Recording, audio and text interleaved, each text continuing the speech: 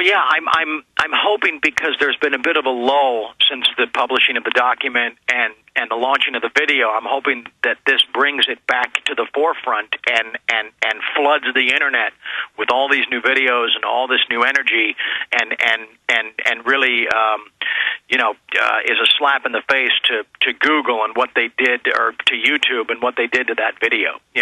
Yeah, they clearly put the brakes on it. It was obvious. I mean, come on. It was 100,000 views a day. And then suddenly it just came to a screeching halt. It was a little suspicious, to say the least, Well, Charlie, I'm going to let you get back to what you're doing, but just to give people a little bit of a hint, this video contest is phase 2, and throughout the future, just so people can get a little bit of foreshadowing, we are planning some other interesting things. Yes, we are. Yes, we are. No, this is not. This is a multi-phased project, and phase 1 complete. Phase 2 is beginning, and phase 3 will be a big surprise. And phase 2 is all about the listeners and the viewers taking action. We're giving you the ball. Run with it. And again, there's a phase 2 to phase 2. Charlie, thank you so much for spending time with us. Not at all. Thank you, Alex. I will talk to you soon. All right, take care, my friend. Okay, bye-bye. All right, there goes Charlie Sheen. Yeah, this guy has got a new idea, and I'm just going to leave it at that. That is much bigger than even the first. And believe me, now, by the way, I ended up staying up late again last night working on the Gardasil stories and researching what's happening with that. And because we got so many hundreds of entries, I was not going to not watch them all. I finally watched all of them. I bit off more than I can chew. I got behind on judging all of these. Was supposed to announce it a couple of weeks ago, the latest $1,000 contest for your political poster. We've already had the other one and paid out on that, the Obama Joker poster that had huge international success thanks to you. But I have judged, and at the end of the show today, I'm going to announce the winners. Tomorrow, I'm going to play the 3 winning videos. But we're going to get another article out today or tomorrow about it.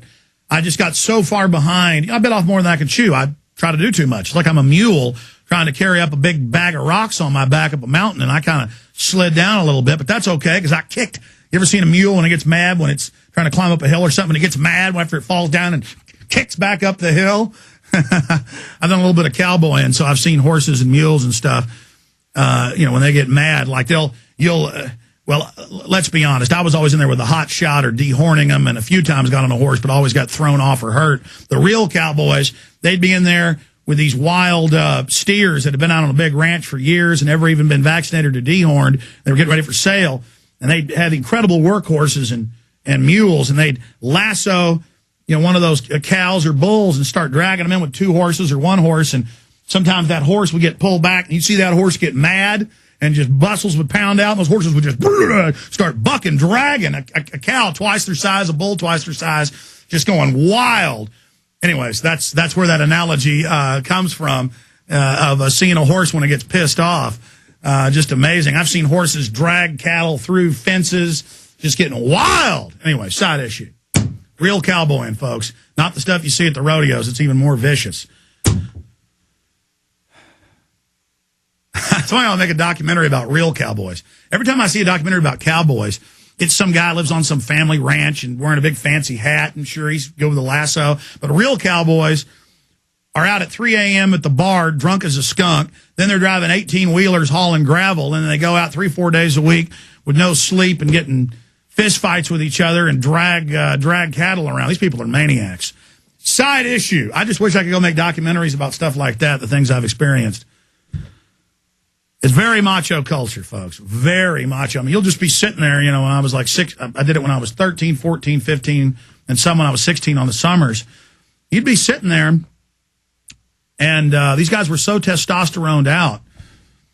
I'm not even going to tell the stories. People wouldn't believe it. They wouldn't believe it. Side issue. Some things are just better not told, I think. Actually, people don't believe it anyways. This weird-ass life I've got. I'm now on the White House enemies list. We're getting Megadeth on. We've woken up, naming their new album off of Endgame, my film. A lot of people were pointing that out. I actually knew behind the scenes it was named after that, but I wanted to let Dave Mustaine say it on air. I was getting these emails. You lying bastard, Megadeth urinates on you. They hate you. And I was like, yeah, right. But look, it's just a little bit of satisfaction here in the face of all this danger to have the White House to be on their enemies list, to see that we're waking up Bruce Willis and Dave Mustaine and Charlie Sheen and Jesse Ventura and Willie Nelson and just countless other people I can't even name here because they want to be private. People say, oh, what's it matter if you're waking up celebrities? That's a gauge of society. And if the celebrities aren't fake right-wingers or fake leftists anymore, and they've woken up to the paradigm, that is just a signpost or an indicator or a thermostat showing you the mercury's rising for liberty. And so it's a blessing. I'm very honored to be on the White House enemies list. It's just if I get killed at a carjacking or I get found in a hotel room in a clown suit with heroin needles hanging out of me, I don't dress in clown suits or inject heroin. And I say that because that's the kind of thing they do. They kill you and dress you like a woman, or, you know, or they kill a woman and kill you and throw them in, you know, into a pit. This is the kind of crap. They walk up in a grocery store parking lot and cap you in the back of the head and take your wallet. And if that happens to me, because it says Bill Clinton's involved in this, and he runs hit teams, murder teams. Don't forget the Clinton Chronicles and all of that, the death list. If they do kill me, remember that is a victory. Not a victory for me. I mean, I don't want it to happen, and I'll never kill myself, and I love life so much it's unbelievable. But in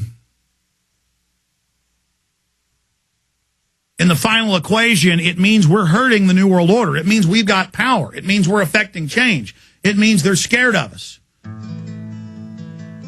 Then I walked out on my front porch last night, and there were huge orange and red and pink thunderheads with the sunset hitting them, flashing with lightning. The moon was out. Jupiter was out. It was still daylight, but Jupiter and the moon were out, and it was just so gorgeous. And I could smell the fresh-cut grass and the oak trees. And I just love God. I love creation. I love innocence. And I'm so thankful for the position God's put me in, the great honor of standing against the beast.